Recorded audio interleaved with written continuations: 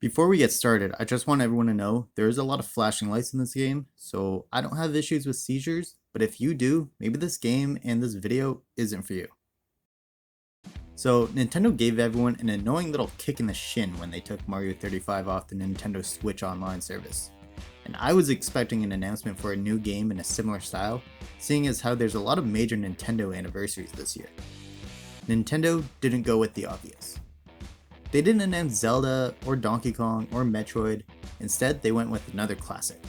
Pac-Man 99 was announced April 6, 2021, and on April 7, 2021, the game was released, and spoiler, it's really fun.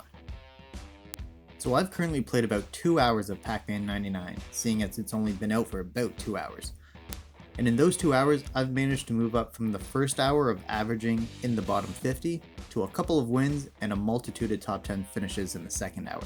So I wanted to take this opportunity to give you my initial impressions of the game, as well as some tips to help anyone struggling. First off, the game runs very smooth, and it's bright and colorful, and everything about it is pleasing to the eye. The music is fairly catchy, but I don't think it can compare to the amazing music of Tetris 99. The actual games themselves seem to go by extremely fast. While this could just be because everyone is learning how to play and no one has any major strategies for survival just yet, I have played some games where I was in the top 10 and they were under like 3 to 4 minutes long. With fun gameplay and short games, this does allow for the mentality of just one more game. There are a multitude of similarities to Tetris 99, like having the ability to change targets, getting KOs, among other things. But one major difference is how I felt like I was losing the matches.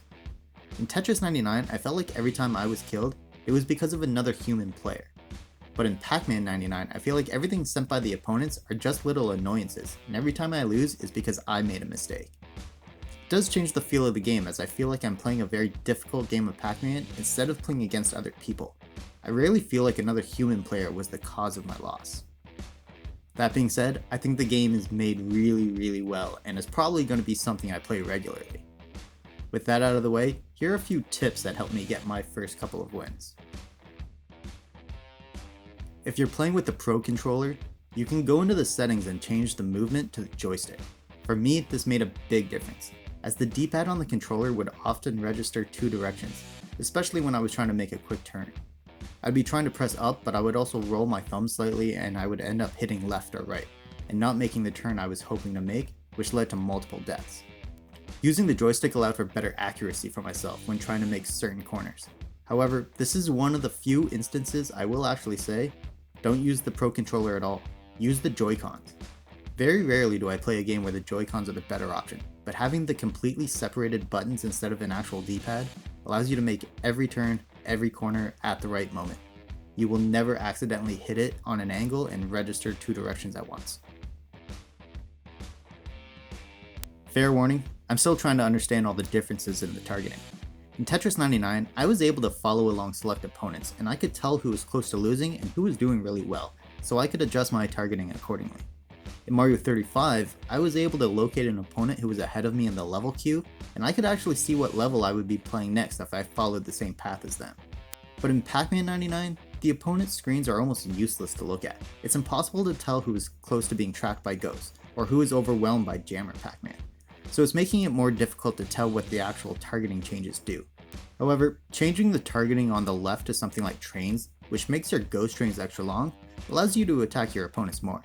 Instead of leaving it at standard and random, a combo of trains and counters, which attacks everyone who's attacking you, you can send a multitude of attacks to multiple opponents at once, giving you a better chance at earning a KO. There are the 4 power pellets in the corners of the maze, and knowing when to eat the pellets can make a huge difference. While most people who've played Pac-Man know you need to eat one of the power pellets to change the ghosts into ghosts which can be eaten, knowing when to strategize the best opportunity to eat them is a totally different thing. You will consistently be sent white Jammer Pac-Man. They slow you down tremendously when you come in contact with them. While it does seem like you can eat them one at a time, they will still hinder your movement. However, eating a power pellet will instantly kill every Jammer Pac-Man on screen. While using the pellet to turn Ghost blue is great for attacking, eating the pellet to destroy all the jammers will allow you to move better and be able to survive without being caught in a corner, or what feels like a glue trap. Another ability of the power pellet is you can completely freeze in place the red Pac-Man that will be sent to you as you start getting into the top 20 or so. These red Pac-Man are instant kills. Touch one and you lose. But if you eat a power pellet, you can freeze them in place and plan your getaway from that section of the maze. This game might seem like it's all about attacking, making ghost trains and setting lots of attacks, but without the ability to survive, it'll be much harder for you to win. You will need an appropriate balance of attack, defense, and speed. Speaking of speed, this was the thing that made the biggest difference in my ability to make it into the top 10. Before I understood how to increase my speed, I was consistently getting trapped. However, having the ability to outrun the ghosts and red Pac-Man, you can control the game. I'm not sure if there are multiple ways to increase your speed, but I did find one way that consistently leveled up my speed. I'm not 100% sure, but I believe the fruit appears when you've consumed 50% of the plain pellets on screen. While it might be tempting to eat the fruit whenever you see it on screen, don't. Do not eat the fruit right away. On the left, you will notice you have a section for what round it is and what level speed your character is. The fruit plays a crucial role with these categories. Eating the fruit will change what round it is, which basically changes the layout of the plain pellets. Originally, I didn't think much of it. However, you are able to increase your speed when you start a new round. If you eat every plain pellet before you eat the fruit and advance to the next round, you will get a permanent speed boost. Getting into the top 10 with a speed of 3, I was consistently able to outrun any danger that approached me. As the game goes, you don't need to focus on completely clearing the board, and you can start to use everything together. You can outrun the enemies with your speed boost to the power pellets, which will kill all the white jammers and freeze the red Pac-Man, so you can escape to the next power pellet, all while eating any ghost that crosses your path. As you get low on power pellets, eat the next fruit, start the cycle over again. This strategy made a big difference for me, and hopefully it will for you too.